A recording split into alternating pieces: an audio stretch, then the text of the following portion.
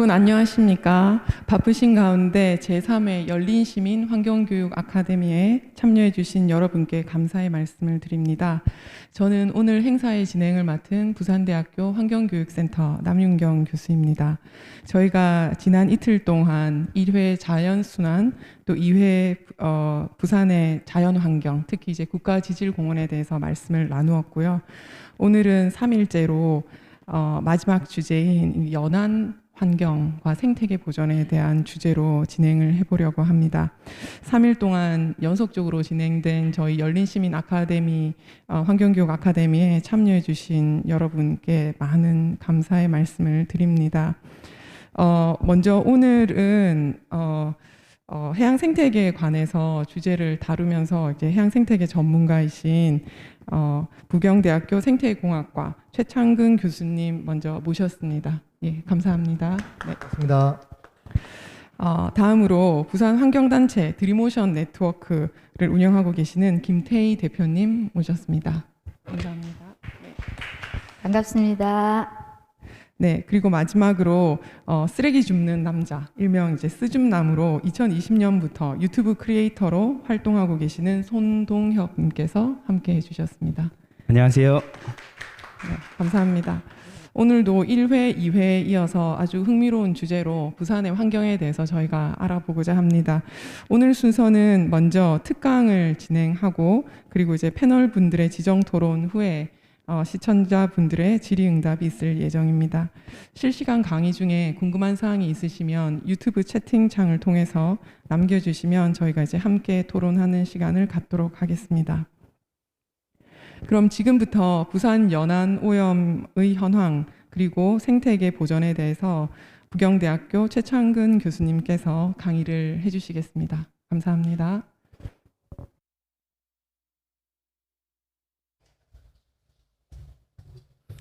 네, 반갑습니다. 방금 소개를 받은 부경대학교 최창근입니다.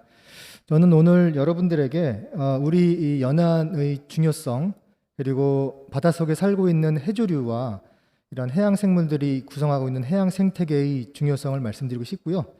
요즘 또 이런 것들이 조금씩 여러 가지 원인으로 인해서 나빠져 가고 있는데요. 그런 것을 어떻게 대책을 세워서 우리가 반응을 할 수 있을까? 이런 내용들에 대해서 간단하게 말씀드리겠습니다.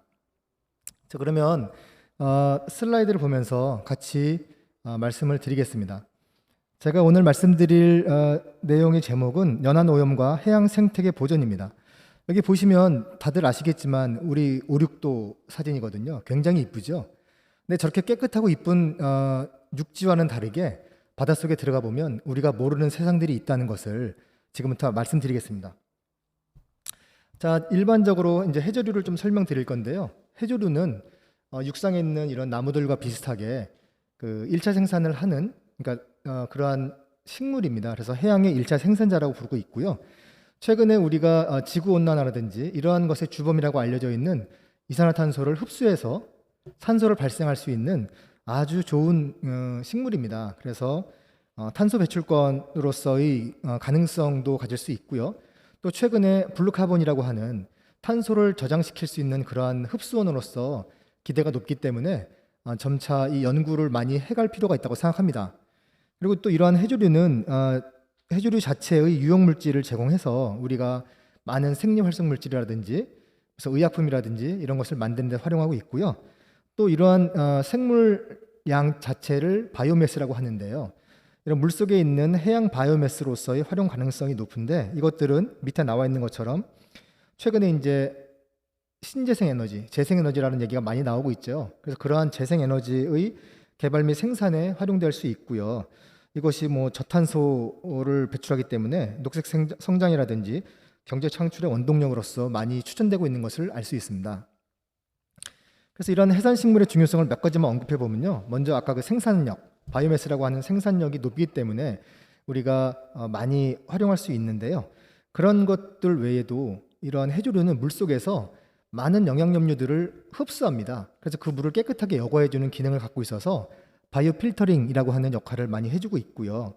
이러한 해조류를 인위적으로 양식이라든지 이러한 방법으로 생산한 나라들을 보면 세계적으로 약 24개국 정도가 된다고 하는데 주로 아시아권에 많이 있고요. 최근에는 유럽 쪽에서도 이런 해조류를 양식을 하거나 대량 생산을 하기 위한 노력들을 많이 하고 있습니다.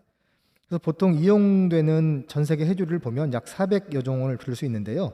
그 중에 식용과 공업용이 85% 이상을 차지하고 있는데 최근에는 의약용으로 이 활용도가 점점 높아지고 있습니다. 그래서 굉장히 높은 고부가 가치를 창출할 수 있는 이런 원동력이 될 수 있기 때문에 이러한 해산식물의 생산력이 굉장히 중요하다고 할 수 있어요. 아주 간단하게 어떤 산업적 측면으로 이용이 될까를 보면 갈조류에서는 이제 알긴산이라고 하는 다당류가 있는데요. 그런 것들은 아이스크림이라든지 과자의 경화제로서 역할을 하고 있고요. 홍조류에는 카라기난이라고 하는 대표적인 물질이 있는데요. 이런 것들은 음식이나 푸딩, 치약 같은 곳에서 활용이 되고 있습니다. 그리고 갈조류에는 요오드가 많기 때문에 우리가 상처 치료라든지 이런 것들을 쓸 수가 있고요. 또 홍조류에는 아가가 많이 있어서 우리가 아가를 많이 쓰고 있는데요. 이런 것처럼 대부분 홍조류와 갈조류가 식품으로 많이 쓰였는데 아시아권에서 아주 유용하게 쓰고 있고요. 최근에는 유럽에서는 아까도 말씀드렸듯이 의약품으로서의 가치가 높아지고 있습니다. 그래서 이런 해조류 산업화는 나트륨이나 칼륨 성분을 추출해서 비누라든지 유리, 알루미늄 같은 걸 제조할 수도 있고요. 해조 콜로이드인 알긴산 같은 경우는 말씀드렸었지만 이런 의약용, 사료용, 비료용으로도 쓰이기도 하고요. 최근에 이제 연료로 쓸 수 있는 바이오에너지로서의 역할을 하고 있습니다. 그리고 또 뭐 한천 같은 경우는 이제 미생물을 배양할 때 쓰는 배지로서 필수적이기 때문에 이런 점들이 많이 활용되고 있는데 가장 큰 문제는 어떻게 하면 바이오매스, 그 생물량을 확보할 수 있을까? 왜냐하면 우리가 바닷속에서 계속 채취만 할 수는 없기 때문에 이것을 인위적으로 생산할 수 있는 그러한 능력들을 갖추는 것이 필요합니다. 그래서 미래의 이용 가능성을 보면 킬레이트 물질이라고 해서 우리 몸 안에 들어오는 방사능 물질이라든지 중금속 같은 오염 물질을 제거할 수 있는 그러한 물질들도 개발하고 있고요. 또 의학용으로 이제 항생제 같은 거의 개발, 그다음에 연구용의 진단시약, 그다음에 또 최근에는 종이를 만드는 이런 기술도 우리나라에서도 원천 기술을 확보하고 있어서 해조류 가지고 종이도 만들고 있습니다. 그 외에도 이제 오염 지역에서 사는 생물들을 가지고 지표종으로서 활용이 가능하고요. 뭐 살충제나 구충제, 또 양식을 해서 우리가 식량으로 쓰기도 하고요. 그다음에 공기청정제라든지 뭐 식량 자원으로 또 신재생 에너지의 바이오 연료로 활용 가능성이 높다는 것을 알 수 있습니다. 이 사진은 모자반이라고 하는 갈조류인데요. 이 모자반이라고 하는 갈조류에 그 물고기가 알을 낳아서 여기 산란장으로 활용하는 겁니다. 그러면 이것이 굉장히 그 물고기의 적응 전략인데요. 이 물고기는 알을 낳고 나서 계속 알을 지킬 수 없기 때문에 여기 해조류에다 알을 낳으면 해조류가 이렇게 파도에 따라서 움직이면서 알 안에까지 산소를 공급해 주거든요. 그러면 알이 건강하게 부화해서 이렇게 그 다음 세대를 이어갈 수 있는 그러한 산란장으로서 활용되는 것을 볼 수 있습니다. 이 사진은 바이오 디젤을 만들었던, 그래서 우리가 최근에 차량에 많이 쓰이고 있는 건데요. 지금은 이제 1세대, 2세대, 3세대를 지나서 처음에는 나무라든지 이런 목질개를 쓰고 2세대 넘어가면서 이런 옥수수라든지 사탕수수를 써왔습니다. 근데 이런 걸 쓰다 보니 한쪽 면에서는 이것을 이용해서 식량으로 써야 되는데 이런 것이 부족하다 보니까 최근에는 이런 2세대까지를 쓰지 말고 최근엔 3세대로 넘어가서 해조류나 미세조류 가지고 이런 바이오 에너지를 만들어 보자고 하는 연구들이 많이 있어서 앞으로 이 활용도가 더 높을 것이다라고 말씀드릴 수 있습니다. 이것이 예전에 우리나라에서 이제 국토해양부 시절에 이러한 해양 바이오 에너지를 만들기 위한 노력들을 했던 그것을 보여주고 있는데요. 지금도 열심히 여러 그룹들이 연구를 하고 있어서 예전에 비해서 많은 연구의 진척이 있다고 보여지고 있습니다. 그 외에도 우리가 친근하게 볼 수 있죠. 뭐 자른미역 같은 거라든지 뭐 토시라든지 뭐 후코이단이라고 하는 이런 음료 같은 것들도 우리가 많이 볼 수 있고요. 또 이것은 제가 예전에 일본 학회에 가서 찍은 사진인데요. 해조류를 이용해서 화장품을 만들었습니다. 그래서 이렇게 여성들이 마스크팩을 한다든지 피부 관리하는데 해조류에서 나오는 물질을 추출해서 쓸 수 있는 이런 것들도 많이 보고되고 있습니다. 그 외에도 비누라든지 여러 가지 일본에서는 이런 고양이 캐릭터를 이용해서 많은 상품들도 만드는 것을 볼 수 있고요. 그런데 이러한 해조류가 얼마나 중요한지는 조금 전에 이제 한번 말씀드렸고요. 해양의 1차 생산지라고 했는데 우리 요즘 보면 이런 산이라든지 길거리에 보면 많은 나무들이 잎을 울창하게 키워서 숲을 형성하고 있는데요. 바닷속에도 해조류들이 굉장히 많이 크고 많이 모여서 이루는 것들을 바다숲 또는 해조장이라고 부르고 있습니다. 이런 바다숲이나 해조장의 기능은 육상의 숲과 동일한 역할을 하고 있어요. 수산 생물들의 산란장이라든지 아까 앞에서 그 물고기가 알을 낳았던 것처럼 산란장이라든지 조그만 물고기들이 살아갈 수 있는 치어 보육장이라든지 또 우리 인간들에게 심미적인 기능을 해서 좋은 기능을 주고 있고요. 또 물속에서 이러한 해조류가 이산화탄소를 흡수해서 산소를 발생하는 그러한 생산자 역할을 해서 이 지구상의 산소의 농도를 유지시켜주고 있거든요. 근데 최근에 이러한 그 해조장 또는 바다숲이라고 하는 것이 점점 사라져가고 있습니다. 여러분들 뭐 갯녹음이라고 하는 얘기를 들어보셨는지 모르겠는데요. 갯녹음이라고 하는 현상이 생겨서 이것이 점점 바닷속에서 해조류가 사라져가고 바다가 황폐화되어가는 일들이 벌어지고 있습니다. 뭐 이 갯녹음의 원인으로는 아주 복잡하게 알려져 있는데요. 한두 개의 원인이 아니라 아주 많은 원인으로 되어져 있는데 그 중에 이제 대표적인 것이 지구 온난화에 따른 수온 상승이라든지 또 연안 개발, 또 환경 오염 이런 것들로 인해서 점차 우리 자연이 황폐화되어 가고 있는 것을 볼 수 있습니다. 그래서 그러한 원인들이 대표적으로 뭐가 있을까를 보면 이제 바닷가 주변에 공단을 건설하거나 폐수를 유입하려는 그런 일들도 있고요. 또 유리 유출 사고 같은 것들도 있고 또 일시적인 환경 변화로 인해서 거기에 살고 있는 생물들이 일시적으로 쇼크를 받아서 교란을 당해서 사라져가는 것들도 있고요. 또 해조류를 갉아먹는 이러한 동물들이 많이 늘어나서 해조류를 먹는다든지 또 우리가 무슨 무분별하게 어떤 경제성이 있는 종을 많이 수확을 해서 과도한 수확을 하는 그런 일들이라든지 이런 것들이 우리 최근에 이런 연안을 황폐화시키는 여러 가지 원인 중에 대표적이다라고 말씀을 드릴 수 있습니다. 그래서 그런 것들을 전부 통칭해서 이제 갯녹음이라고 말을 하게 되는데요. 갯녹음은 순수한 우리나라 말입니다. 우리가 예전에 바닷가를 갯가라고 했고요. 이런 갯가에 바닷속에 있는 것들이 자꾸 녹아서 사라진다고 하는 두 단어를 붙이는 겁니다. 그래서 갯녹음이라고 하는데요.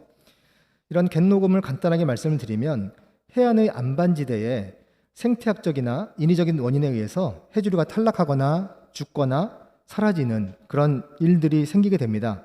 그 다음에 그런 해조류가 살 수 있는 안반 지역의 서식 공간이 산호조류라고 하는 어떤 특정 생물이 피복합니다. 덮어버려서 그 공간이 처음에는 붉은색을 띠다가 분홍색을 띠다가 점차 얘네들이 황백색을 띠거나 아니면 자기 수명을 다하면 흰색으로 바뀌는 그러한 현상을 볼 수 있어요. 그러면 이러한 갯녹음 지역에는 그런 안반 같은 서식 기질에 다른 생물들이 잘 붙질 못합니다.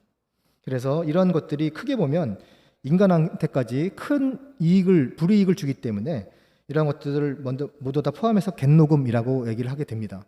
근데 가끔은 이러한 갯녹음 현상을 백화현상이라고 부르는 분도 계세요. 근데 백화라고 하는 것은 우리가 이제 색소 부족 때문에 색이 하얘지거나 무슨 뭐 알비뇨라고 하는 거 있죠. 그래서 그런 것들로 인해서 뭐 어느 산에 뭐 다람쥐가 알비뇨 현상으로 뭐 하얀 다람쥐가 생겼다. 뭐 이런 것들이 이제 백화 현상이고요.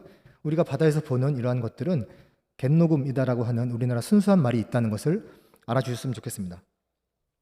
그래서 이런 갯녹음은 원인이 많다고 말씀드렸는데요. 가장 대표적인 걸 보면 일단 생태학적인 요인으로 무기환경 변화라고 해서 물속의 수온이라든지 영양염류라든지 이런 것들이 변하는 겁니다.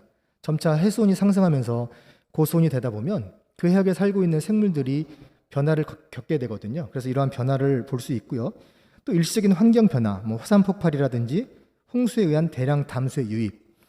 요즘 우리나라도 장마철이라고 하는 개념이 조금씩 사라져가고 있지 않습니까? 일시에 짧은 시간에 비가 많이 내렸다가 장시간 가뭄이 일어나고 있는데요. 그런 일시적인 많은 강우량은 이렇게 바다 환경을 변화시켜서 이런 갯녹음을 좀 더 진행시키는 그러한 인자로 알려져 있습니다.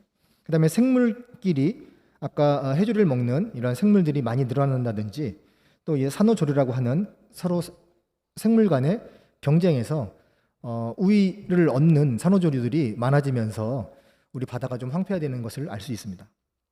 또 인위적인 원인도 들 수 있는데요. 그런 것들은 과도한 수확이라든지 해수가 오염이 되면서 투명도가 감소됩니다. 그러면 바닷속에 들어갈 수 있는 빛의 양이 줄어들기 때문에 해조류들이 광합성을 하기 위한 이러한 빛이 부족하게 되는 그런 것들도 있고요. 부유성 현탕물이라든지 뭐 표사, 토사의 영향들도 들을 수 있고요. 또 광산이나 공장에서 흘러내오는 폐수 같은 것들, 그리고 유리 유출 같은 것들이 이런 인위적인 요인으로 대표적이라고 할 수 있습니다. 또 기타 원인으로는 이러한 다양한 생물들의 식혜, 그러니까 해조류를 이렇게 갉아먹는 것들을 뭐 그레이징 또는 식혜라고 부르는데요. 이런 것들이 점점 늘어나고 있습니다. 최근에 우리나라도 점차 기온이 아열대화 된다고 하는데요. 주로 아열대 지역에는 해조류를 갉아먹는 조식성 물고기들이 많거든요. 근데 그런 물고기들이 조금씩 우리나라에도 출현하는 겁니다. 그래서 해조류를 뜯어먹는, 저 사진 첫 번째 사진을 보면 미역인데요. 미역 끝을 보면 이렇게 뜯어먹은 흔적들이 많이 보이거든요. 그게 옆에 보는 독가시치라고 하는 이제 물고기인데요. 그런 물고기들이 늘어나면서 해조류가 점점 사라져가는 것들도 볼 수 있습니다. 그래서 뭐 간단하게 갯녹음 현상을 지역별로 좀 보면요. 동해안 같은 경우는 지금 보시는 것처럼 안반에 거의 생물들이 없습니다. 첫 번째 사진은 저 미역인데요. 미역 한 개체만 있고 주변에 다른 생물들이 별로 안 보이는 곳이 많아요. 이런 게 동해안의 특징이고요. 이 부산 같은 경우 해운대 앞에 이렇게 들어가 보면 요즘은 이제 많이 줄어들었지만 예전에는 저런 뭐 트럭 타이어라든지 집에서 안 쓰는 텔레비전, 냉장고 이런 거 많이 들어가 있었거든요. 왜냐하면 따로 그걸 버리기가 힘들으니까 주로 바닷가 주변에서 저거를 많이 버렸던 일들이 있었는데 최근엔 저는 해양 쓰레기를 많이 치우기 때문에 저런 것들은 많이 사라졌다고 볼 수 있습니다. 또 이것은 남해안 고성군 자란만인데요. 거기에 같은 만은 주로 뻘이 많아서 지금 해조류가 있는 건데 해조류 위에 전부 뻘이 붙어서 자기 색깔을 못 보이는 겁니다. 저 왼쪽 아래쪽에 있는 저 사진은 청각입니다. 청각, 녹조류. 근데 녹조류 청각에 뻘이 붙어서 흡사 갈조류처럼 보이는 그런 것들도 있어서 우리가 이런 대책들을 한번 고민해 볼 필요가 있다고 생각합니다. 또한 이러한 성게들이 유용한 갈조류들을 갉아먹어서 점차 개체수가 사라지는 것들도 많이 볼 수 있습니다. 그래서 이렇게 미역이 줄기만 남아서 형체를 알아보기 힘들 정도로, 이것은 지세포에서 찍은 사진인데요. 이렇게 해조류들이 많이 식혜를 당하고 있다는 것을 알 수 있습니다. 또 이것은 경북 울진군에 있는 나곡이라고 하는 곳인데요. 저렇게 안반에 생물들이 거의 없는 저런 갯녹음 현상들이 많이 일어나고 있어요. 또한 이러한 경쟁하는 동물들과 서로 안반을 경쟁해서 특정 생물군이 많이 붙어서 해조류가 자라지 못하는 그런 일들도 볼 수 있습니다. 그렇다고 하면 이러한 갯녹음 해역을 어떻게 우리가 생태복원할 수 있을까? 최근에는 생태공학적인 개념을 도입해서 생태복원을 하자고 하는 목소리가 많아지고 있는데요. 갯녹음은 해양 생태계 변화의 한 현상으로 보고 있으면서 이런 것들을 어떻게 하면 치유할 수 있을까를 고민하고 있는데요. 가장 큰 것은 기본적으로 접근해야 됩니다. 해역별로 발생 원인이 전부 다르다고 볼 수 있거든요. 우리나라 동해안, 서해안, 남해안, 제주도가 다 다른 원인으로 갯녹음이 발생되고 있습니다. 그래서 각 해역별로 치유 방안을 마련해서 각 해역에 맞는 맞춤형 해결 방안을 만들어야 됩니다. 그래서 원인을 제거하고요. 거기에 해중 조림이라든지 관리 방안을 만들어야 된다고 봅니다. 최근에 울진이라든지 밀양 지역에 산불이 많이 나서 굉장히 넓은 면적을 태웠지 않습니까? 그런 곳에 가보면 나무가 사라지기 때문에 나무와 같이 살던 다양한 동물들, 새, 곤충 다 같이 사라졌습니다. 그래서 우리는 거기에 나무를 심고 다시 숲을 가꾸게 되죠. 그런 것처럼 바다에도 이렇게 해조류를 옮겨서 우리가 울창한 바다숲을 만들어야 우리 해양 생태계는 다시 회복이 될 수 있을 것 같고요. 그러면 이런 해양수산 유용한 자원들이 다시 자연적으로 증가할 수 있을 것이라고 봅니다. 그래서 가장 기본적으로 하는 것들이 해양수산부 산하의 여러 연구기관, 또 각 대학의 연구자들이 다양한 해양 생태계 복원을 위한 노력들을 하고 있는데요. 앞에서 말씀드린 것처럼 바다숲 조성을 위한 노력들을 많이 합니다. 그래서 자연 해조 군락이 감소한다든지 연안의 황폐화가 되고 개발로 인해서 점점 해양 생태계가 사라진다든지 또 환경오염이나 갯녹음이 확대된 지역을 다양한 생태공학적인 조성 기법을 활용해서 바다숲을 조성하는 일들이 많이 일어나고 있어요. 그래서 민공호초를 넣기도 하고 기타 다른 방법들을 넣어서 그 해역에 맞는 방법으로 바다숲을 조성하는 일들을 볼 수 있는데요. 밑에 보시는 것처럼 맨 왼쪽에 있는 것이 새로운 기지를 넣어주고 나면 그 다음에 생물들이 와서 붙고요. 마지막으로는 큰 다년생의 갈조류 위주로 이런 숲이 형성돼서 울창한 해양 생태계가 만들어질 수 있다는 것을 알 수 있습니다. 그래서 이러한 바다숲은요, 연안 해역이나 안반 저하대 주위에 수산동물한테 서식처라든지 산란장, 은둔처를 제공하고요. 생활 기반 확장에 효과적으로 작용하는 것을 알 수 있습니다. 또 유용 수산 자원인 어류나 폐류, 갑각류, 연체동물 같은 다양한 수산 자원, 해양 자원을 자원 증식을 하는데 중요한 산란장을 제공하게 됩니다. 여기 보여드리는 사진은 전부 우리나라 독도에서 찍은 사진인데요. 옆에서 보는 것처럼 이런 해조류가 많이 있는 바다숲 주변에 다양한 생물들이 산란을 해서 산란장으로서의 기능이 유지되는 것을 볼 수 있고요. 추후에 여기서 이런 어린 알에서 유생이 나오게 되면 이 지역에 또 여러 자원들이 늘어나게 돼서 우리는 이러한 해양 생태계를 회복시킬 수 있지 않을까라고 생각을 합니다. 그래서 지구를 살리는 최고의 솔루션은 여러 가지가 있겠지만 제가 하나 추천한다면 해조류도 괜찮을 것 같고요. 이것은 우리가 이제 선택이 아닌 필수로서 우리 바다를 잘 지켜나갔으면 좋겠다라고 말씀을 드려서 간단하게 강의를 마치도록 하겠습니다. 감사합니다. 네, 감사합니다. 정말 해조류가 정말 중요한 역할을 하는데 바닷속에 있으니까 저희가 숲을 보는 것처럼 볼 수 없어서 잊고 지냈던 것 같습니다. 이 해조류의 역할, 정말 중요한 역할들이 많이 있는데 또 이 해조류들이 숲을 이루고 있는 해조장도 있고 또 숲이 헤쳐지는 것처럼 또 이런 현상이 바다에서 일어나는 갯녹음 현상이 있다는 거를 저희가 이제 배우게 되어서 정말 이 연안의 이 생태계 보존이 얼마나 중요한가에 대해서 다시 한번 깨닫게 됩니다. 이 좋은 말씀 전해주신 최창근 교수님께 다시 한번 감사의 말씀을 드리겠습니다. 네. 자, 그러면 저희가 벌써 이제 질문이 많이 올라오고 있지만 순서상 지정 토론을 먼저 하고 또 이 시청자분들의 질문을 받아보도록 하겠습니다. 그럼 지금부터 지정 토론으로 부산 해안 환경을 지키고자 환경단체 대표로 많은 활동을 하고 계신 드림오션 네트워크 김태희 대표님의 발표를 한번 들어보도록 하겠습니다. 네, 방금 소개받은 드림오션 네트워크의 이사 김태희입니다. 예, 저희 단체는 2018년도에 비영리 단체로 출발하여서 현재까지 환경부의 우수 프로그램 4개를 만들어냈고 다양한 주제의 해양 환경 교육을 하고 있습니다. 간단하게 이제 크게 분류를 한다면 실내 교육, 그 다음에 현장 교육, 그리고 전시, 그리고 조사가 있겠습니다. 그래서 크게 먼저 말씀드린다면 저희 단체에서 환경부의 우수 환경 교육 프로그램으로 지정된 4개의 프로그램을 먼저 소개할까 합니다.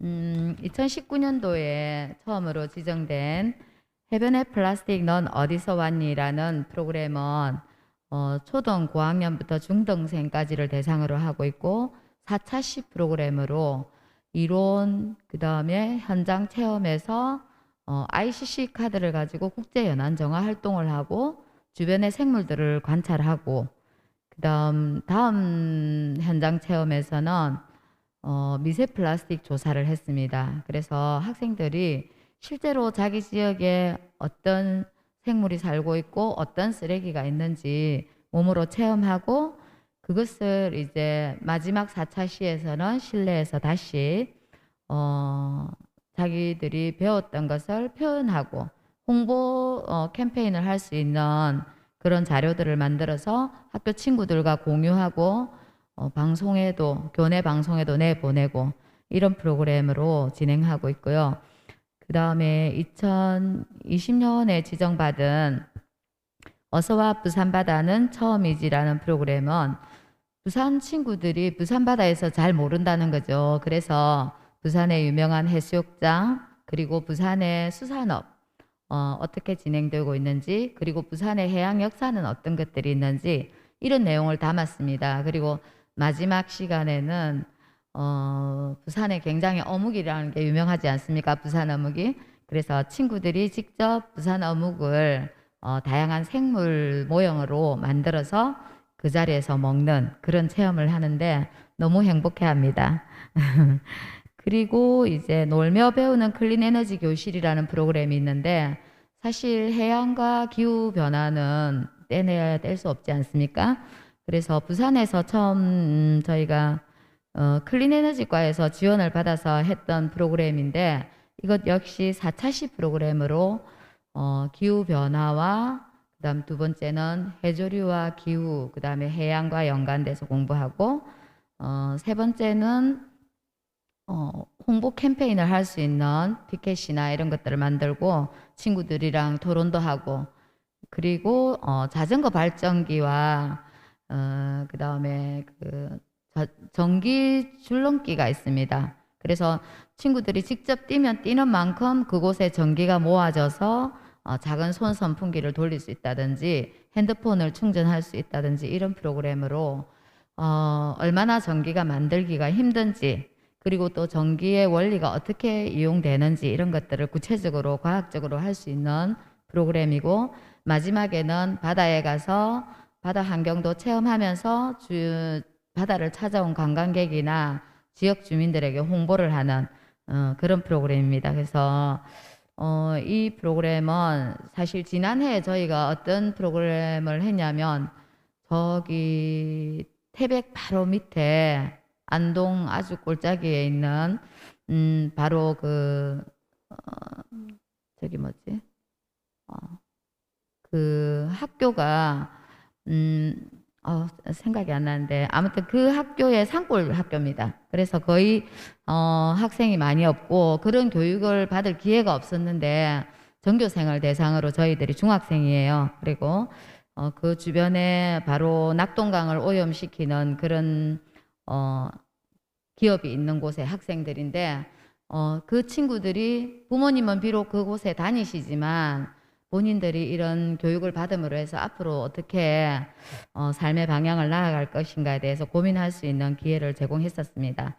그리고 이제 마지막으로 최근에 해양이나 이런 프로그램은 많이 있지만 유아를 대상으로 하는 해양 프로그램이 많이 없어요. 그래서 얘들아 바다 친구들을 도와줘라는 동화책을 활용한 유아 교육 프로그램입니다. 여기 이제 부산 광역시 환경교육센터에서 처음에 지원을 받아서 작게 운영을 하다가 올해 환경부의 우수 프로그램으로 이제 지정이 되면서 더 지원을 받아서 올해는 부산에 있는 10개의 유치원에 교육청과 함께 연계를 했더니 금방 다 마감이 되었어요. 그래서 이것도 3차시 프로그램으로 친구들과 함께 동화책을 통해서 교육을 하기 때문에 되게 재밌어하고 그렇게도 하고 있습니다.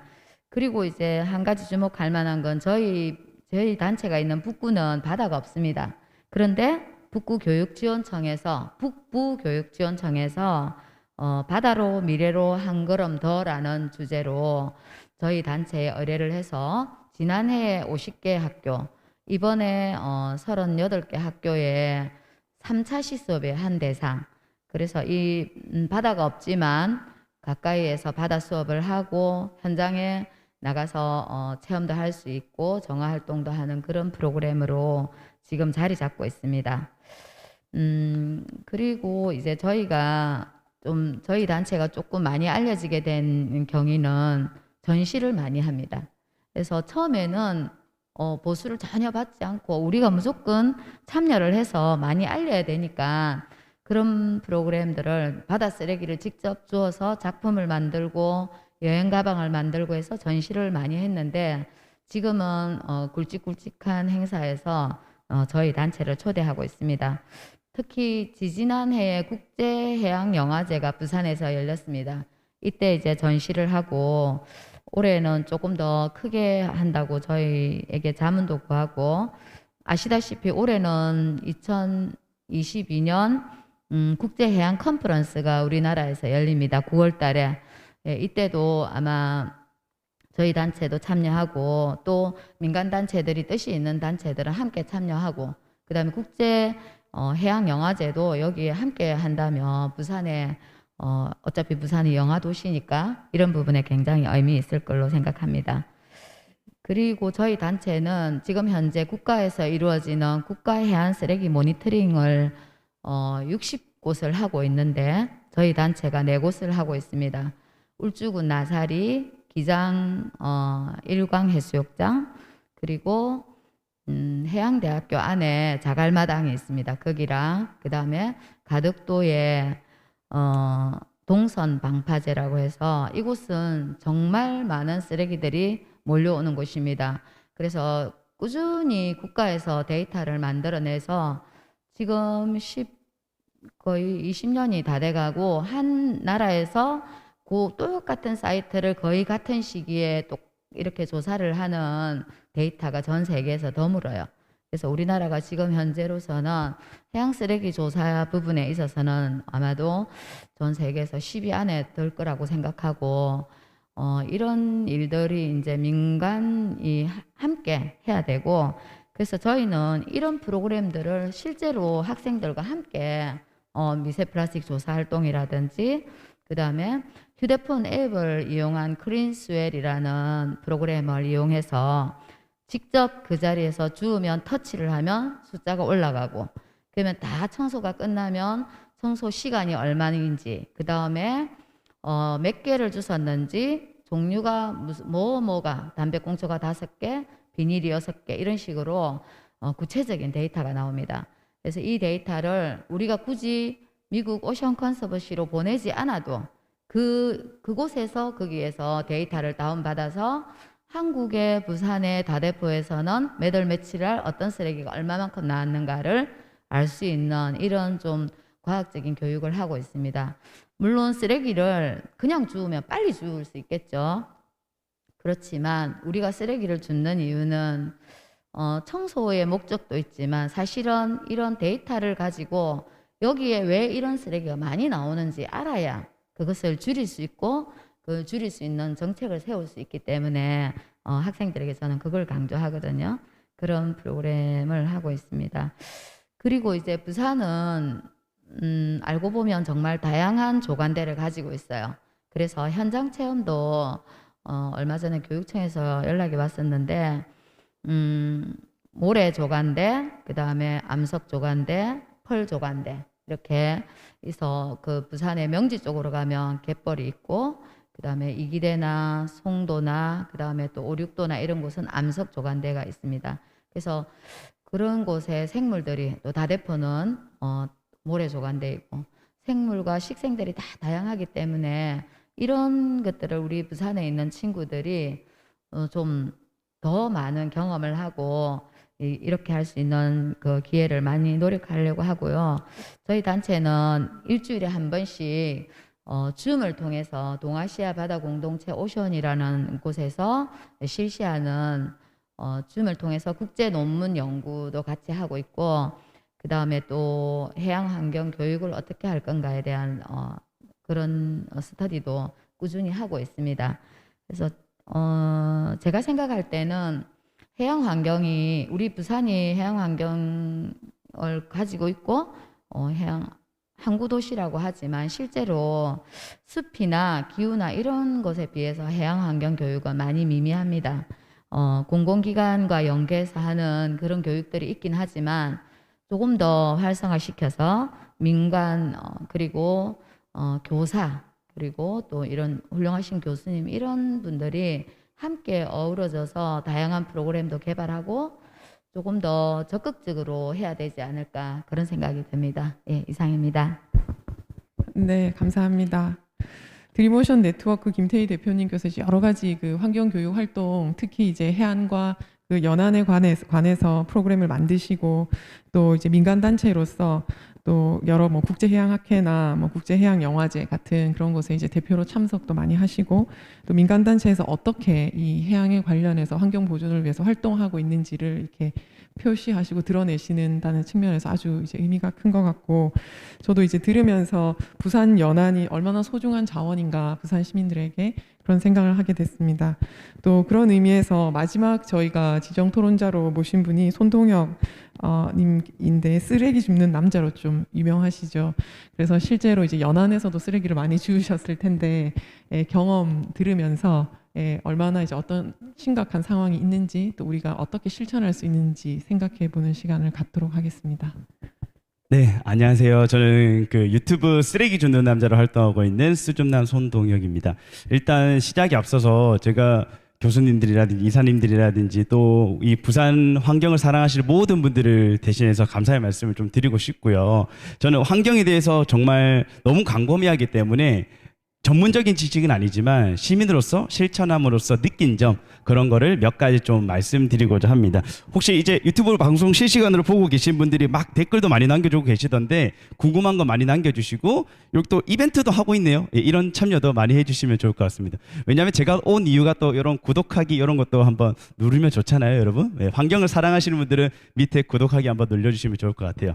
일단 저는 2020년에 시작한 계기를 좀 말씀드리자면 막 그 당시에 유튜브에 대한 붐이 굉장히 컸거든요. 그래서 저도 이제 유튜브를 한번 시작해보자 이런 고민하던 찰나에 이제 쓰레기를 줍게 되었고 그냥 무작정 길가 나가봤어요. 길가 나가보니까 저거 보니까 저거는 정말 유튜브를 하면 컨텐츠가 무궁무진하게 나오겠다 생각한 게 바로 쓰레기였거든요. 그래서 그때부터 그냥 무작정 줍기 시작했고 그거를 매주 한 번씩 주우면서 이제 업로드를 통해 가지고 환경에 대한 인식을 조금 여러분들께 정보도 드리고 조금 경각심을 좀 불러일으키자 이렇게 매주 한 개 벌써 100여 군 넘게 찍어가지고 130곳 정도 이렇게 영상을 계속 업로드를 하고 있습니다. 그래서 아마 여러분들도 아시는 분들 아실 거고 여러분 또 궁금하신 분들도 왜 130곳을 주었어 이런 댓글도 남겨주시면 추후에 제가 답변을 좀 드리도록 할게요.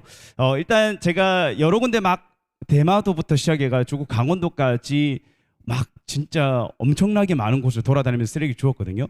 근데 막 느낀 점은 딱 하나였습니다. 이게 누구나 쉽게 버리지만은 줍는 거는 어렵구나라는 생각을 했거든요. 근데 막상 저도 처음 때 주울 때는 주변에서 막 뭐라 하시는 거예요. 너 어느 단체냐? 이걸 왜 줍냐? 돈 받고 줍냐? 뭐 이런 이야기들 많이들 하셨는데 그에 반해서 또 다른 분들은 좋은 일 한다. 뭐 이렇게 칭찬들을 많이 해주셔가지고 그거 듣고 지금까지 계속 꾸준히 했던 것 같긴 해요. 처음에는 환경에 대해서 정말 하나도 몰랐는데 이제 줍다 보니까 사람들에게 좀 관심도 받아지고 또 환경에 대한 인식도 저 스스로도 많이 발전이 됐고 공부를 조금 하다 보니 이 쓰레기는 이렇게 버리는 거구나. 이 쓰레기가 왜 나오는 걸까 이런 고민들도 많이 했던 것 같고 지금도 계속 저도 이 영상을 보시는 여러분들과 같은 위치에서 계속 공부를 하는 입장이거든요. 그래서 막 돌아다니면서 주었던 이제 연안에 관련된 컨텐츠다 보니까 제주도 마라도 가니까요 페트병이 엄청 많더라고요. 엄청 많아요, 진짜. 그 돌 사이사이에 이게 표현할 수 없을 정도로 진짜 엄청 많았는데 보니까 중국어로 된 쓰레기도 보이고 일본어로 된 쓰레기도 보이고 아마 마라도니까 거기 태평양이라든지 이렇게 중국이라든지 일본이라든지 또 파도를 타고 산 넘고 바다 건너서 이제 오지 않았을까 이런 생각을 하는데 그 옆에도 이제 스티로폼이라든지 그런 게 정말 많더라고요. 그래서 웬만한 쓰레기 봉투 포대로는 이건 줄 수가 없겠다라는 걸 느꼈어요. 그리고 매번 줍다 보니까 자기가 스스로 컨트롤을 해야 되겠더라고요. 왜냐하면 쓰레기가 없는 데가 없거든요. 지금 우리 강의실에도 있고 곳곳에 정말 길가 나가도 쓰레기가 있어요. 그래서 이거를 정말 무작정 줍는 것도 중요하겠지만은 줍다 보면 정말 끝이 없거든요. 그래서 저 스스로도 20리터 봉투 하나 들고 가서 이걸 다 채울 때까지 한번 주워보자 이렇게 한 게 지금까지 이어진 것 같고 마라도는 이제 그런 쓰레기도 많이 배출이 된 것 같고요. 저기 송정 해수욕장 갔는데 아주 특별한 쓰레기 주웠는데 그 멀리서 보니 테이크아웃 잔이 있더라고요. 우리가 커피 마시는. 근데 검은 색깔 커피가 다 녹아가지고 그 버려진 상태로 누가 버려놓으셨는데 막상 드니까 거기 안에 강아지 변을 또 거기다가 함께 버려놓으셨더라고요. 그래서 약간의 좀 충격도 받고 왜 이런 쓰레기를 굳이 내 자식의 변을 그 커피에 있는 그 통에 또 버려서 1+1 할인 행사하듯이 그렇게 버려놓으셨는지 아직도 그 주인을 못 찾았습니다. 왜 그렇게 버리셨어요? 예, 아무튼 뭐 그런 쓰레기 좀 특별한 쓰레기 좀 주웠던 것 같고요. 청사포 이제 자갈마당에 가면 와 거기가 좀 심각하긴 해요. 파도에 떠밀려 가지고 페트병, 플라스틱 이런 쓰레기는 그냥 베이스 기본이고 그 아름다운 돌탑들 이렇게 막 만들어 놓으셨는데 옆에 보니까 막 그물 어망이라든지 그 물고기 잡는 뭐 이런 여러 가지 어업에 필요한 그런 게 굉장히 많이 버려져 있더라고요. 그래서 좀 심각성을 좀 많이 느꼈던 것 같아요. 그게 다 저희가 주울 수는 없잖아요. 이게 다 폐기물로 처리를 해야 되는 거다 보니까 그런 좀 고민을 좀 했었는데 이걸 또 어떻게 버릴까 이런 제가 줍는데도 한계가 있다 보니까 포대를 엄청 큰 100리터짜리 들고 가도 그게 정말 10분도 안 돼서 꽉 찰 정도로 그 정도로 많이 버려져 있고 그게 또 여러분들뿐만 아니라 모든 어업하시는 분들께서 그걸 또 무분별하게 버리다 보니까 그게 또 파도 타고 넘어와가지고 그렇게 버려져 있더라고요, 연안에. 그래서 하루빨리 그거를 좀 빨리 누군가는 치워서 바다로 좀 안 내려가게 해야 되겠다는 생각을 좀 했어요.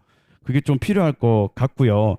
그 일단 제가 또 이거 여러 군데를 가봤지만 아마 여러분들도 참 어려울 거예요. 이게 막 줍는 게 사람들 눈치가 시선이 좀 부담되거든요. 저 같은 경우는 더 부담이 돼요. 비니 쓰고 선글라스 끼고 막 조끼 입고 카메라 들고 막 이러니까 사람들이 저 뭐 하는 앵고 막 이렇게 많이들 그 시선이 좀 그랬는데 지금은 이제 그 시선이 괜찮은데 저도 처음에는 굉장히 어려웠거든요. 근데 막상 처음 하다 보면 그 내가 주었던 뒷모습을 딱 돌아봤을 때 깨끗해진 모습을 보면 성취감도 들고 이 우리가 흔히 불멍이라고 많이 하잖아요. 저는 요즘에 쓰멍을 해요. 아무 생각 없이 그냥 쓰레기 주우면 그 뭔가 청렴해져요. 머리가 깨끗해지고. 그래서 길거리 쓰레기도 줍는 건 좋겠지만 여러분들께서 혹시 연안이라든지 우리 또 부산하면 또 바다니까 바다 인근에 가가지고 쓰레기를 한번 주워 보시면 아 내가 나라도 쓰레기를 이렇게 버리지 않겠구나. 나라도 좀 올바르게 쓰레기 배출을 하겠구나라는 그런 걸 좀 배우실 거라는 좀 생각이 들어요. 그리고 막상 이 쓰레기 주면 어떻게 버릴까 고민을 많이 하실 텐데 요즘에 어플리케이션 이런 게 많이 활성화되어 있거든요. 뭐 내 손 안에 분리 배출이라든지 이런 걸 보시면 내가 이거 주웠던 쓰레기 어디다 버리지 궁금하신 분들 그걸 검색하면 바로바로 버리는 곳이 나오니까 거기서 쓰레기 줍고 집에 가서 생활 배출로 해가지고 이렇게 배출해 보시면 조금 더 우리가 사는 세상을 조금 더 유지하는데 후세에게 좀 더 좋은 환경을 주지 않을까 이런 생각을 좀 할 수 있을 것 같다는 생각이 들어요. 그래서 오늘 이런 부산 시민을 바다를 지키는 위한 한 걸음으로 해서 제가 이게 와서 얘기를 하고 있는데 궁금한 게 아마 많으실 거란 말이죠. 그래서 댓글로 많이 남겨주시면 제가 성실하게 아마 답변을 해드리도록 하겠습니다. 또 제가 그 공부를 하다 보니까 마지막으로 드리고 싶은 말씀이 길거리에서 가장 많이 버려지는 쓰레기가 뭔지 아세요? 여러분 댓글로 뭐 여러 가지가 있겠죠. 뭐 테이크아웃 잔 그리고 뭐 물티슈, 마스크 요즘 많이 나오거든요. 근데 가장 많이 버려져 있는 게 바로 담배꽁초입니다. 길에서 버려져 있는 게 1위가 담배꽁초고 그렇다면 바다에 버려져 있는 해양 쓰레기의 1위는 또 뭘까요? 1위도 바로 담배꽁초였어요. 비가 오거나 이제 뭐 빗물바지라든지 하수구를 통해 가지고 담배꽁초가 유입이 돼 가지고 바다로 다 빠지고 그게 이제 나중에 자연분해 돼 가지고 물고기들이 먹고 미세 플라스틱 돼 가지고 우리 몸에 이렇게 딱 들어오는 거예요. 여러분 해 좋아하시잖아요. 알고 보면 우리가 일주일에 5g이라는 미세 플라스틱을 먹고 있대요. 그렇기 때문에 우리가 지금부터라도 개개인이 좀 조심조심해야 되고 쓰레기 버리는 것을 좀 잘 버려야 되고 재활용을 잘해야 되고 바다에 나가서 쓰레기도 한번 주워 보시고 운동도 하시고 그런 체험도 해보시면 굉장히 큰 도움이 될 것 같다는 개인적으로 생각을 했습니다. 그래서 아마 이 방송 보시는 분들 맞아 비치코밍이라든지 이런 단어도 많이 형성이 돼가지고 여기저기 단체에서도 많이 하고 있는데 꼭 참여해 보시고요. 저는 개인적으로 좀 쑥스러움을 많이 타가지고 단체랑 하는 걸 좀 부끄러워하거든요. 그래서 저는 이렇게도 혼자서도 할 수 있으니까 이 방송 보시는 분들도 부담 없이 인근에 가셔가지고 한번 쓰레기를 주워 보시면 좋겠다는 생각을 했습니다. 여러분 고맙습니다. 여기서 짧고 굵게 네, 감사합니다. 저도 이제 환경 교육을 하는데 보면은 알고 있는 지식하고 실천하고 관련성이 없는 경우가 참 답답한 경우가 있습니다. 또 연구로 봐도 학생들이 알고 있는 것과 실천하는 게 연결이 안 되는 경우가 많거든요. 근데 오늘 손동영님께서 이렇게 직접 혼자서라도 용기를 내서 실천하시도록 지금 시청하고 계신 부산 시민분들께 또 용기를 주시는 것 같아서 또 감사드리고 들으면서 쓰레기에 참 국경이 없다 이런 생각이 좀 들었습니다. 너무 많은 양의 쓰레기에 당황하시기도 하시고 또 그런 쓰레기를 보면서 시민들의 이런 환경 실천 수준이 어느 정도인지도 깨닫게 되시는 것 같아서 누군가는 치워야 하는데 저희가 오늘부터 좀 시작을 해보자 이런 또 도전도 주시는 것 같습니다. 그러면 저희 지금까지 이렇게 지정 토론하고 주제 발표가 끝나서 유튜브 채팅창으로 올라오는 질문을 가지고 오늘 참석하신 분들과 함께 이제 이야기를 나누어 보도록 하겠습니다. 스줍남 네, 스줍남 씨랑 부산 시민들 다 함께 쓰레기 줍는 것도 재밌을 것 같다 이렇게 의견을 주셨습니다. 네, 그리고 여기 질문하신 것 중에 사실 말씀하시면서 답을 하셨는데 연안 쓰레기 중에 뭐가 제일 많냐고 이렇게 물어보셨거든요. 그래서 아까 담배꽁초라는 말에 저도 아주 좀 의외였는데 담배 피시는 분들께서 조심하시고 처리를 잘 해주셨으면 좋겠습니다. 지금 그 올라온 질문 중에 그 서서재님이 이제 질문하셨는데요. 제주에서는 갯녹음 현상을 줄이기 위해서 바다 숲 조성 사업이 지속적으로 이루어져 왔는데 좀 불행하게도 양돈 농가에서 나오는 오페스 때문에 바다 숲이 전혀 성장하지 못하고 있다. 이런 기사를 읽으셨다고 합니다. 혹시 부산에서 바다 숲 조성 사업을 할 때 이런 우려 사항이 고려되고 있는지 궁금하다 이렇게 말씀하셨거든요. 네, 최창근 교수님 답변 부탁드리겠습니다. 네, 그 아주 정확한 기사를 보셨거나 사례를 보신 것 같은데요. 아주 정확한 지적을 하셨고요. 지금 사실 우리가 바다에서 바다를 대상으로 바다숲 조성을 다양하게 하고 있는데요. 아까도 제가 강의할 때 잠깐 말씀드렸지만 그 바다를 오염시키는 그 원인을 제거하는 게 가장 중요하거든요. 그런데 많은 예산을 투입해서도 효과가 좋은 것도 있지만 지금 말씀하신 것처럼 육상에서 오염원이 있어서 좀 효과를 못 보는 것도 많아요. 근데 부산 같은 경우는 사실 항이 많고요. 또 우리가 이렇게 자연 경관을 편하게 접근할 수 있는 곳이 많지가 않아서 좀 보기는 힘든데 그래도 용호동이라든지 아니면 영도라든지 이런 데 가보면 이렇게 바다숲을 조성해서 효과가 있는 곳도 조금 있고요. 또 말씀하신 것처럼 적극적인 조성을 했지만 육상에서 기인하는 여러 가지 원인으로 인해서 효과를 보지 못하는 곳도 있긴 합니다. 그래서 앞으로도 그러한 원인을 먼저 고민을 해보고 그 원인을 제거한 뒤에 조성을 한다면 좀 더 효과적인 사업이 될 거라고 생각합니다. 네, 감사합니다. 저희가 이제 원인 제거하는 게 참 중요하다, 그죠? 예, 예. 그리고 이제 다음 질문으로 김태희 대표님께 또 질문하시는 분들도 많으셨는데, 전 세계적으로 국제 연안 정화의 날을 9월 셋째 주에 하고 있다고 알고 계세요? 네, 이게 피터님께서 질문하셨습니다. 김태희 대표님께서 이 부분에 대해서 조금 더 자세하게 소개해 주실 수 있는지, 네. 네, 부탁드립니다. 아마도 한 2년 전까지는 전 세계 국제연안정화의 날 행사가 9월 셋째 주 토요일이었습니다. 그런데 이제 이런 앱이 개발되고 하면서부터 이제 1년 내내 해도 됩니다. 국제연안정화 행사를. 그래서 그리고 바다가 아니라도 괜찮습니다. 그래서 전 지구의 정화 활동화가 가능하고 언제든지 뭐 카드가 따로 있어요. 또 조사 카드, 종이로 된 카드도 있는데 그 카드를 조사를 해서 만약에 8명이 조사를 했다면 그 카드를 통계를 내어서 한 장으로 만들어서 부산에는 없고 우리나라의 한국 오션 컨서번시의 그 매니저는 동아시아 바다 공동체 오션입니다.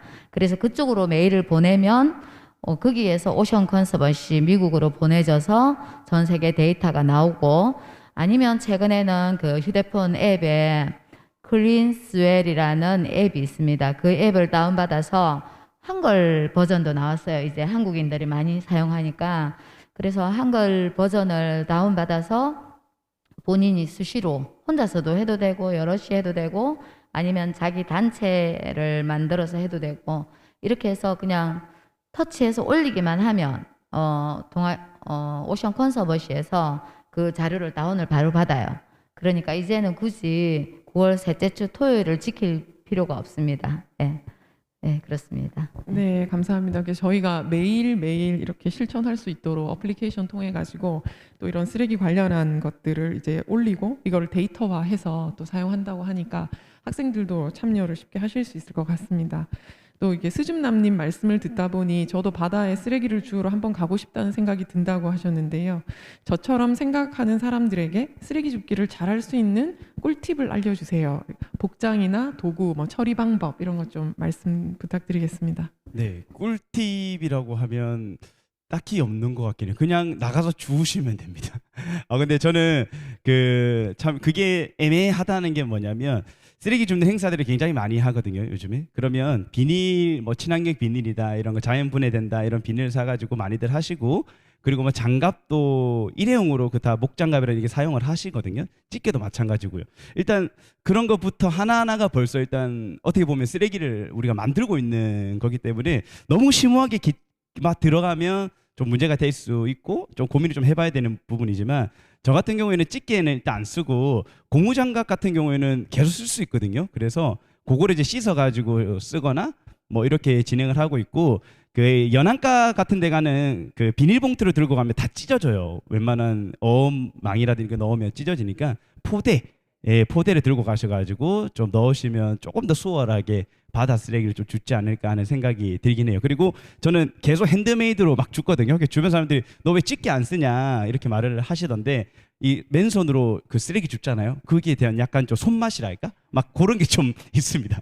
그래서 여러분들께서도 아마 뭐 집에 고무장갑 있으시면 들고 가셔가지고 이게 한 번은 어려워도 두 번, 세 번 쉽거든요. 그래서 한 번 해보다 보면 또 하게 돼요. 그래서 목장갑 쓰지 마시고 비닐장갑, 그 고무장갑 같은 거 쓰셔가지고 매주 한 번씩 그냥 운동 삼아 그렇게 가셔가지고 쓰레기 한번 주워주시면 이제 제가 할 일이 없어지잖아요. 예, 그러니까 꼭 여러분 제 할 일이 없어질 정도로 좀 쓰레기를 좀 잘 주워주시면 좋을 것 같습니다. 버리는 곳은 그 폐기물 같은 경우는 원래 폐기물 업체 가서 돈을 주고 버려야 돼가지고 그런 게 좀 여러분들이 고민이실 텐데 그래서 뭐 저 같은 경우는 지자체 자원에 순환가라든지 이제 전화해서 신고를 해가지고 여기에 제가 버리고 갈게요. 한 곳에 좀 모아놓고 뭐 이렇게 간 적도 있었고 집에 들고 가서 버린 적도 있었고 폐기물에 업체에 이제 돈을 주고 버린 적도 있었고 뭐 이런 여러 가지 경험이 있어가지고요. 여러분들 한두 번 하실 거면 집에서 버리거나 혹은 뭐 그 지자체 전화해서 여기 모아놓고 가겠다 이렇게 말만 해주시면 아마 그분들이 또 다 치워주실 겁니다.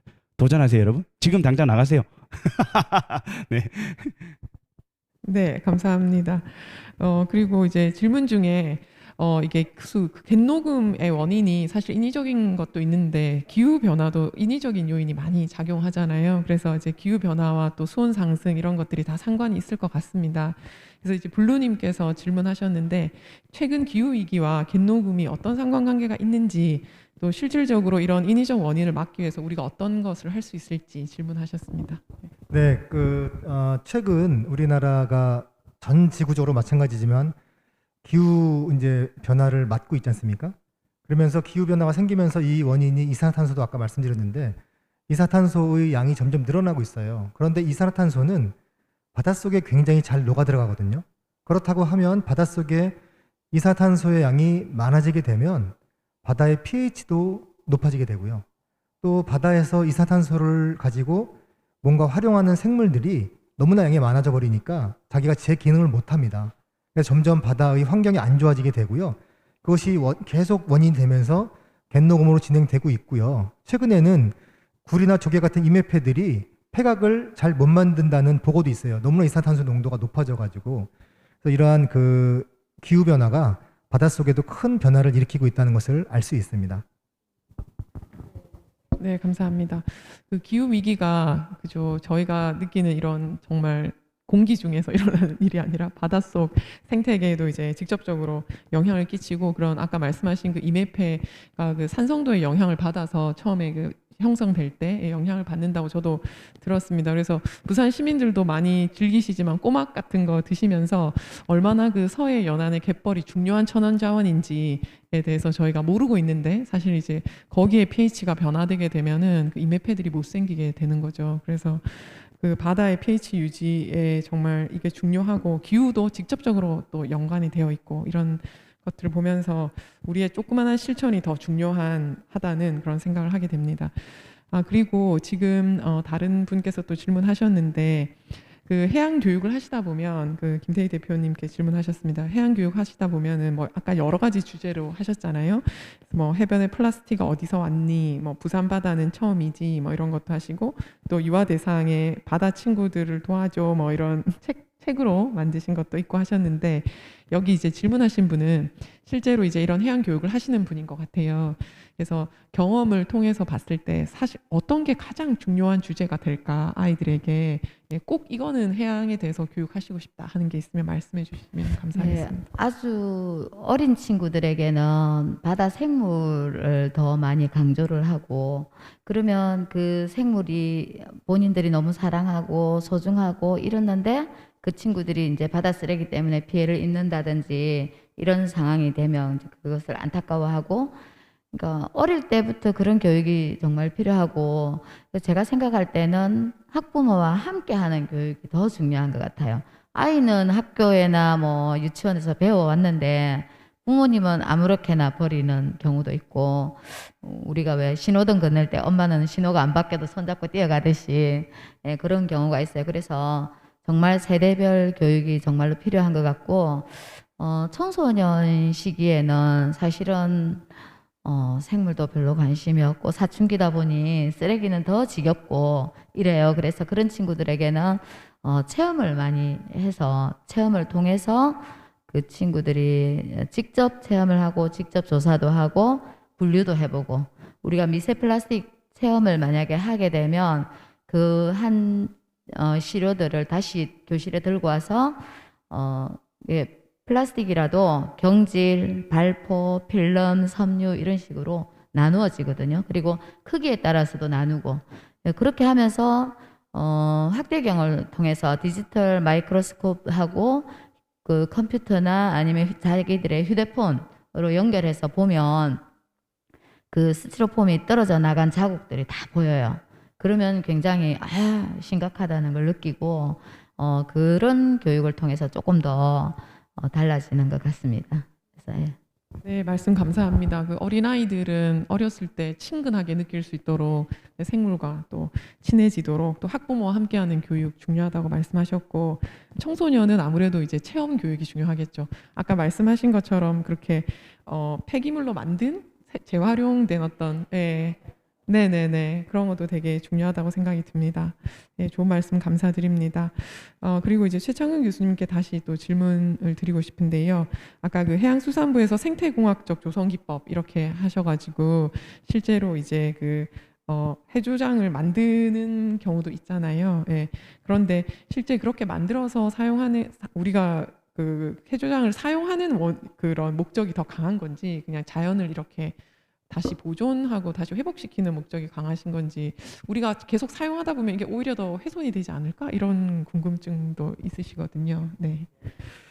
이 바다숲 조성 사업은 정부에서 하는 사업이고요. 이것은 뭐 우리가 직접 사용하기 위해서 하는 것보다는 해양 생태계를 보존하고 수산자원을 보호하기 위한 방법이고요. 우리가 실제로 이런 해조류 바이오매스를 사용하려고 하면 그것은 바다숲 조성보다는 무슨 양식기법을 이용한 바이오매스 확보 이런 식으로 나가야 되기 때문에 바다숲 조성 사업은 사회 기반 사업이라서 우리가 이용보다는 자연에 돌려주는, 우리 또 지구 자연을 지키는 그러한 일이라고 볼 수 있습니다. 네. 네네네. 김태희 대표님 질문해 네. 주십시오. 교수님, 그 우리가 바다식목일은 5월 10일이지 않습니까? 그런데 제가 알기로는 해조류는 9월이나 10월에 종패를 하는 걸로 알고 있는데, 이 부분은 앞으로 어떻게 되는 건지, 아니면 5월 10일은 그냥 잘피를 위주로 하는 건지 한번 여쭤보고 싶습니다. 일단 해조류는 가을철, 겨울철보다는 봄철이 가장 좋거든요. 그래서 아마 그 상징적으로 5월을 제정한 것 같고요. 그다음에 바다식목일이 5월 10일이지만 우리는 그 해조류는 계절마다 자라고 사라지고 하는 게 다 달라요. 종마다. 그래서 아마 그런 적합한 종을, 타겟되는 종을 잡으면 그 시점에 맞춰서 그런 조성 사업들을 할 겁니다. 그래서 그건 별도로 아마 생각하셔도 될 것 같습니다. 네, 감사합니다. 그 정말 계속해서 또 질문하고 토론하고 싶은데 저희가 이제 시간이 거의 마무리해야 될 시간이 되었습니다. 그래서 지금 최창근 교수님, 그다음에 김태희 대표님, 또 송동영님 모시고 또 해안 그 연안의 생태계와 또 보존에 대해서 저희가 이제 3회 열린시민환경 아카데미 교육을 이제 여기까지 마쳤습니다. 제1회 부산 환경교육주간을 맞이해서 지난 3일간 이루어진 열린시민 환경교육 아카데미의 모든 강의는 부산광역시 환경교육센터 유튜브 채널에 게시되어 있습니다. 그래서 관심 있는 그 시청자분들께서는 다시 또 들으실 수 있습니다. 그 부산의 환경교육의 연안에 관심을 가지고 참여해 주신 이렇게 많은 시민분들의 이 관심, 또 이 이 열정에 저희가 한 번 더 감사의 말씀을 드리겠습니다. 저희가 기회가 되면 다시 또 많은 그 좋은 강의를 가지고 찾아뵙도록 하겠습니다. 다음에도 그 시민들의 일상에 도움이 되는 환경 정보로 다시 찾아뵙겠습니다. 그동안 시청해 주셔서 너무 감사드리겠습니다. 감사합니다. 네, 구독 부탁드리겠습니다. 눌러주세요. 예.